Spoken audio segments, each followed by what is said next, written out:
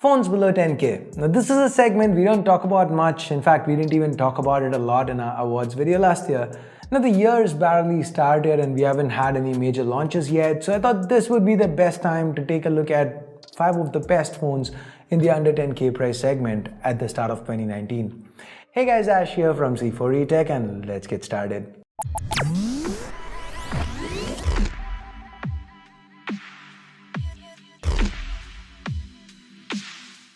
If you do end up liking this video, please don't forget to turn on notifications by hitting that bell icon. And as always, here's a card to our latest giveaway. Check it out if you haven't yet. Okay, so before we start, I want to know which phone under 10K is your favorite. So before you watch any part of this video, head on over to the comments, let me know which one's your favorite. And also, this video is not really a ranking since different people kind of have different needs, and the phones here are listed in no particular order so that you can decide what's best for you, what's your best choice based on what your requirements are. That said, let's begin. Kicking the list off, we have the Zenfone Max M2. In terms of design, it looks very recent, and while opinions on the notch may differ, it no doubt gives the phone a very 2018 look. A good screen to body ratio. Talking about that screen, we have a 6.26-inch screen with an HD Plus resolution and a 19:9 aspect ratio. Powering all those pixels is a very capable Snapdragon 632. There's a triple card slot, meaning dedicated microSD support is present, and a good 4000 mAh battery that lasts all day long. The optics are an upgrade from Asus's last generation 2.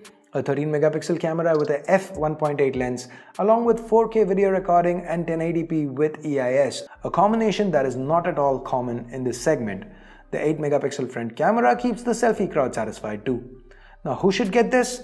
Well, if notches, the screen-to-body ratio it brings with it, if these are things high on your list of priorities combined with the need for stock Android, then the M2 is definitely something you should consider.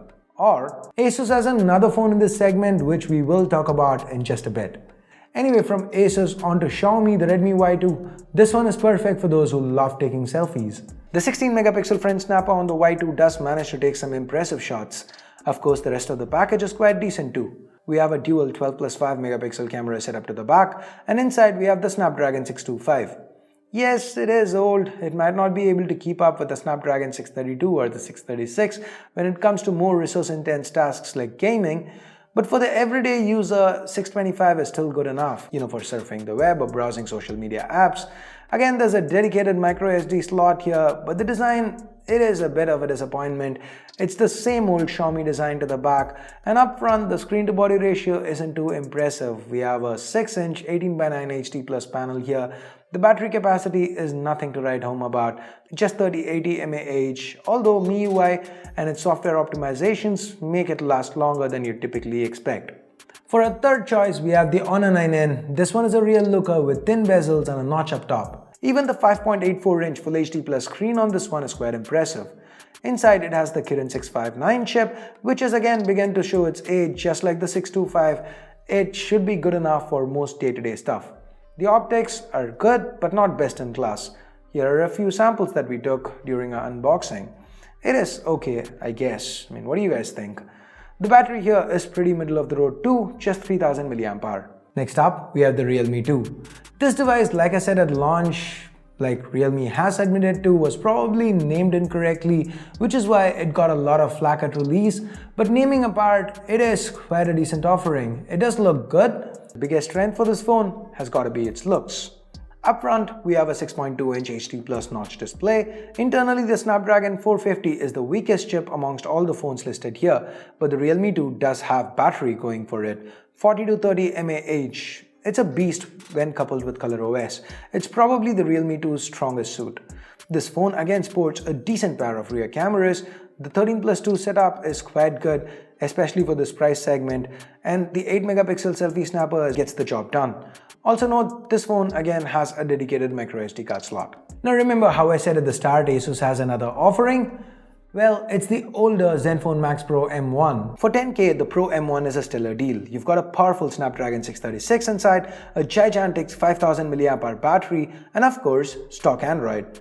It also sports a 5.99-inch Full HD Plus display. Yes, the cameras are a bit of a letdown, but that's only when you compare it to the Max M2. Talking about the M2, it does have a wider f1.8 aperture lens, Now, the performance of both these phones are quite similar too. 636 on the Pro M1 comes with Full HD, whereas the 632 on the Max M2 comes with an HD display. So basically, if a good all-round phone with stock Android and a stellar battery is what you seek, it's gonna boil down to these two Asus offerings.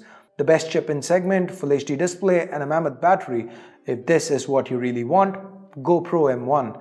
But if a newer design, higher screen-to-body ratio, along with better cameras are what's of importance to you, then go Max M2. Both do offer the same clean stock Android experience.